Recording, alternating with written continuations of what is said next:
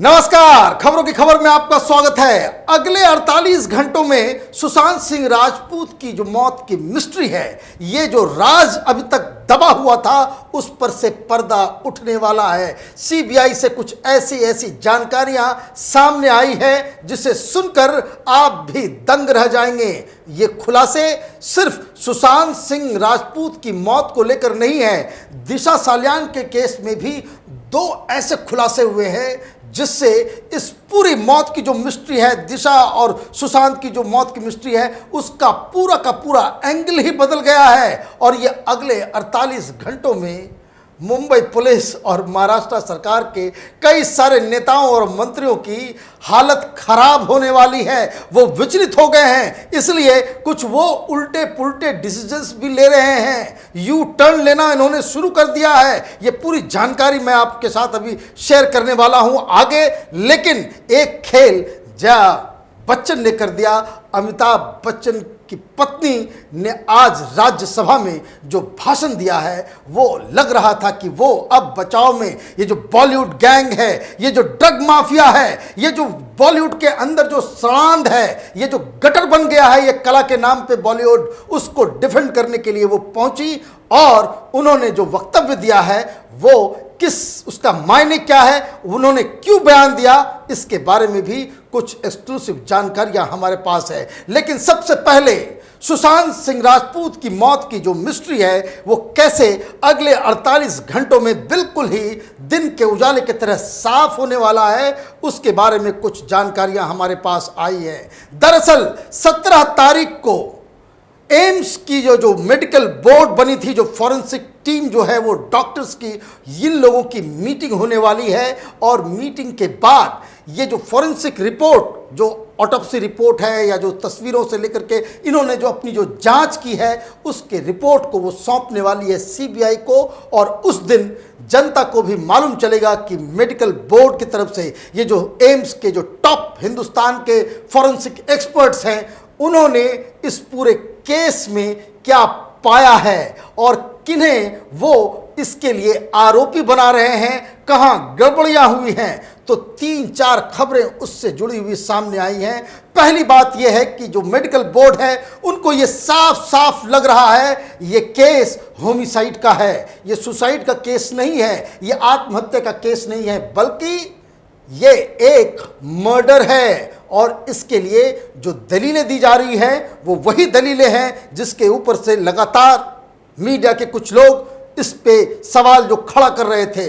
पहली बात, ये जो मार्क सुशांत सिंह राजपूत के गले में थी, जिसकी तस्वीरें जानबूझकर मुंबई पुलिस ने सिर्फ एक साइड से, राइट साइड की तरफ से ली गई तस्वीरों को ही पब्लिक में रिलीज किया गया था। लेकिन जब लेफ्ट साइड से जब सुशांत की तस्वीरें इस फॉरेंसिक टीम को मिली, तो उससे उनका जो शक जो था वो पूरी तरह से ये पुख्ता हो गया कि ये दाग किसी के लटकने से नहीं होता।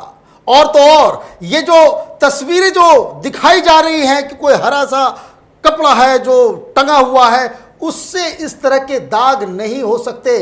और सबसे बड़ी बात कि जो लेफ्ट साइड में दो गोल आकार का दो मार्क उसके गर्दन पे था, वो स्टन गन से किया गया है। इस तरह की बात ये फॉरेंसिक टीम मान रही है। और इसमें जो आगे जो बताया गया है कि ये जो इन लोगों ने तो बात की थी, जिन लोगों ने ऑटोप्सी और पोस्टमार्टम किया था, इन लोगों ने सबसे बड़ा जो सवाल जो उन डॉक्टरों से पूछा है कि आपने जो मैंडेटरी है कि डेथ कब हुई है, वो ऑटोप्सी और पोस्टमार्टम में आप बताएं, आपने उस कॉलम को क्यों छोड़ दिया, आपने मौत के वक्त को मेंशन अपनी रिपोर्ट में क्यों नहीं किया है। और इसका कोई जवाब वहां से सेटिस्फैक्टरी नहीं मिल पा रहा है। और इसलिए जो शक के दायरे में एक तो ये आत्महत्या की थ्योरी पूरी तरीके से क्रम्बल कर रही है, और तो और जिस तरह से कूपर हॉस्पिटल के डॉक्टरों ने जो जवाब दिया है वो भी अनसेटिस्फैक्टरी है। क्योंकि इनसे सवाल पूछे गए थे कि सुशांत सिंह राजपूत के पैर टूटे हुए कैसे थे, उस पर आपने कोई बात क्यों नहीं कही, आपने ये क्यों नहीं तहकीकात की कि जब कोई आदमी फांसी लटका के लटकता है तो उसके हाथ ऐसे फैले हुए नहीं हो सकते। उसके पैर जिस तरह से तस्वीरों में नजर आ रही हैं वो उस तरह से नहीं हो सकते। और तो और ये जो हड़बड़ाहट में इन लोगों ने सारा कुछ जो एक वॉश रिपोर्ट कहलाता है उसको लेकर के आपने 2 दिन के अंदर ही किस तरीके से ये कंक्लूड किया कि उसे कोई जहर या कोई ड्रग्स नहीं दिया गया था, कई सारे सवाल पूछे गए हैं। और तो और एक विसरा जिसकी जांच मेडिकल टीम कर रही है, तो मेडिकल टीम की तरफ से ये जो सूत्रों के हवाले से कुछ टेलीविजन चैनल के रिपोर्टर्स के साथ जो बातचीत हुई है उसमें उन्होंने साफ साफ कह दिया है कि उनकी जो रिपोर्ट आने वाली है वो पूरी तरीके से कंक्लूसिव होगी। मतलब रिपोर्ट ऐसी तैयार होगी जिसमें कोई शको शुबा का कोई गुंजाइश नहीं होगा। और ये जो कंक्लूसिव रिपोर्ट जो देने वाले हैं उसमें ये लोग ये हिंट कर रहे हैं कि ये एक होमिसाइड का केस है, उनके पास इसके लिए पर्याप्त सबूत है। डॉक्टरों से जो बातचीत हुई है, डॉक्टरों का जो कूपर हॉस्पिटल के जो डॉक्टर्स की जो रिपोर्ट है और उनके जो जवाब हैं, इन सारी चीज़ों को लेकर के ये लोग 17 तारीख को देश की जनता को वो सामने वो सारी बातों को रखने वाले हैं कि किस तरीके से इस केस को खामखा बिना किसी वजह, बिना किसी दलील, बिना किसी रीज़न के इसे एक आत्महत्या बनाने की कोशिश की गई मुंबई पुलिस के द्वारा, कूपर हॉस्पिटल के द्वारा। और इसके बाद सीबीआई का जो डंडा है वो तमाम अधिकारियों जो लोग सुशांत सिंह राजपूत के केस को हैंडल कर रहे थे उनके ऊपर वो डंडा चलने वाला है। कूपर हॉस्पिटल के डॉक्टर्स के ऊपर भी कार्रवाई होगी अगर ये सारी चीज़ें जो हो रही है कि अगले 48 घंटे में जो खुलासा होने वाला है उससे दुनिया भर में सुशांत के लिए न्याय मांगने वाले लोगों के लिए एक खुशखबरी आने वाली है। लेकिन ये खुशखबरी अधूरी है क्योंकि इस केस का रिश्ता तो अब सीधे सीधे दिशा सालियान की ओर उसके केस से मिलता और उससे जुड़ता दिख रहा है। क्योंकि दिशा सालियान के केस में एक बात तो पूरी तरीके से आप कह सकते हैं कि अब साबित हो चुकी है कि दिशा सालियान का केस भी सुशांत के केस की तरह पूरी तरीके से मैनेज किया गया डॉक्टर के द्वारा, पुलिस के द्वारा। क्योंकि जो सबसे बड़ा खुलासा इसमें हुआ है कि अगर मुंबई पुलिस कह रही है कि ये एक्सीडेंट है, वो बालकोनी से नीचे गिर गई तो कोई शख्स गिरेगा तो वो बालकोनी के साथ ही गिरेगा, ज़्यादा से ज़्यादा वो 2 फीट 3 फीट उस दीवार से आगे गिरेगा। लेकिन जहाँ पे दिशा सालियान की लाश मिली है वो उस दीवार से 10-12 फीट दूर 17 डिग्री के एंगल में वो बॉडी ऊपर से नीचे गिरी है, जिससे मतलब साफ साफ निकल रहा है कि वो अचानक से जो मुंबई पुलिस थ्योरी दे रही है कि वो गिर गई, एक एक्सीडेंट था, वो इससे साबित नहीं हो सकता। क्योंकि ऐसा लग रहा है कि उसे ऊपर से कुछ लोग मिल करके उसे नीचे इन लोगों ने फेंका है।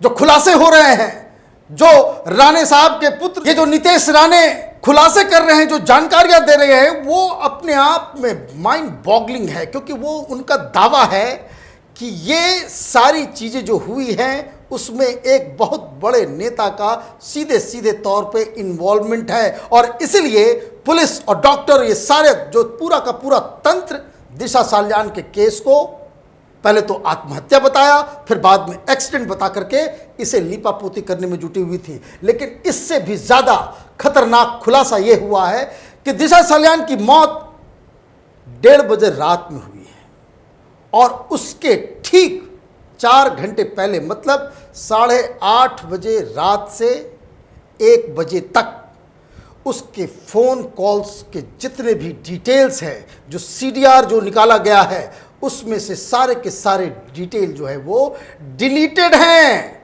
मतलब ये कि दिशा सालियान के फ़ोन के का जो डाटा है वो साफ साफ बता रहा है कि इसमें छेड़खानी की गई है, इसको टेम्पर किया गया है। और जो 4 घंटे दिशा सालियान ने अब अलग अलग लोगों से जो बातचीत की उसे डिलीट कर दिया गया है। ये पॉइंट इसलिए इंपॉर्टेंट है क्योंकि जो लोग सुशांत सिंह राजपूत के नज़दीक हैं उन लोगों ने ये बात को बताया कि दिशा सालियान ने रात में उससे 45 मिनट तक बातचीत की थी। वो डाटा गायब है, वो उस डाटा को किसने गायब किया, ये अपने आप में तहकीकात करने वाली बात है। कहने का मतलब ये है कि दिशा सालियान की जो मौत हुई है उसका जो बताया जा रहा था और जो अब सच सामने आ रहा है, वो मुंबई पुलिस, महाराष्ट्र की सरकार और कूपर हॉस्पिटल के डॉक्टर्स के लिए नींद हराम करने वाली खबर है, क्योंकि सीबीआई अब इस दिशा सालियान के केस को इन्वेस्टिगेट भी कर रही है और जिस तरीके से नीतेश राणे ये बता रहे हैं कि उनके पास वो सारे सबूत हैं, वो साक्ष्य हैं, क्योंकि उनका सबसे बड़ा दावा ये है कि दिशा सालियान के जो लिव इन पार्टनर, जो बॉयफ्रेंड थे, जो मंगेतर थे, रोहन रॉय, उनसे नीतेश राणे की बातचीत हुई है और वो उस बातचीत में उसने इस घटना के बारे में पूरी जानकारी दी है जिसे वो सीबीआई के साथ शेयर करने वाले हैं। कहने का मतलब यह है कि इन दोनों मौतों में क्या कनेक्शन है, इसका भी खुलासा अब बहुत जल्द होने वाला है। एक तरफ इतने बड़े बड़े खुलासे हो रहे हैं, महाराष्ट्र की सरकार, मुंबई पुलिस की थू-थू हो रही है, और दूसरी तरफ ड्रग माफिया का खुलासा लगातार चल रहा है। किस तरीके से बॉलीवुड के अंदर खुलेआम ड्रग्स का कारोबार, ड्रग्स का धंधा चल रहा है।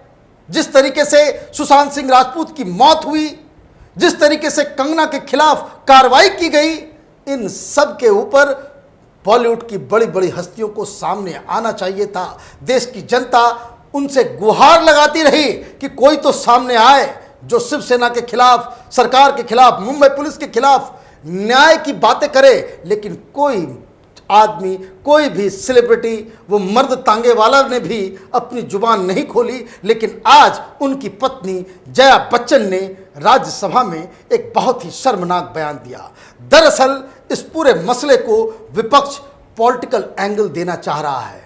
इन्हें इस बात का जरा सा भी अंदाजा नहीं है कि सुशांत सिंह राजपूत की मौत में जो लोग न्याय की गुहार कर रहे हैं, हिंदुस्तान में या हिंदुस्तान से बाहर, उन्हें राजनीति से कोई मतलब नहीं है, उन्हें बीजेपी, शिवसेना और एनसीपी से कोई मतलब नहीं है। लेकिन जिस तरीके से जया बच्चन ने आज इसे पॉलिटिकल रुख देने की कोशिश की, इस पूरे डिबेट की दिशा को मोड़ने की कोशिश की, वो वाकई शर्मनाक है। उन्होंने क्या कहा? उन्होंने कहा कि बॉलीवुड को गटर कहा जा रहा है। गटर है। वो कह रही है कि भाई बॉलीवुड के लोग बहुत सारा टैक्स देते हैं। कौन टैक्स नहीं देता है? सारे लोग इस देश में जो लोग भी हैं, गरीब से गरीब शख्स अपने हिसाब से डायरेक्ट और इनडायरेक्ट टैक्स देता है। लेकिन क्या बॉलीवुड के लोग टैक्स देते हैं इसलिए उनको जहर का कारोबार करने के लिए खुला छूट दे दिया जाए? उनको किसी की हत्या करने की छूट दी जाए? वो कह रही कि हम लोगों का बहुत बड़ा योगदान है। योगदान का मतलब क्या है? योगदान आपका यही है कि आप जो ड्रग माफिया है उसके साथ खड़े हो जाएं। किसी के साथ अन्याय हो रहा है तो आप उसका तमाशाबीन बन जाएं, आप तमाशा देखें, तालियां बजाएं। और आपको किसने ये हक दे दिया कि रवि किशन जैसे कलाकार के लिए आप ये कह दें कि जिस थाली में खाते हैं उसी में छेद कर देते हैं? आप लोगों ने तो जिस देश में रहकर इतना नाम कमाया, इतना प्यार पाया, इतने पैसे कमाए, इतनी शोहरत कमाई, उसमें, उस देश में ही आप बैठ करके उसमें छेद करने में तुले हुए हैं। इस पे और भी काफ़ी चर्चा करने की ज़रूरत है। वीडियो लंबा होता जा रहा है, लेकिन हमारी नज़र इस सारी खबरों के ऊपर बनी हुई है। आप देखते रहिए कैपिटल टीवी। हमारे वीडियोस को लाइक कीजिए, शेयर कीजिए और हमारे चैनल को सब्सक्राइब कीजिए। धन्यवाद।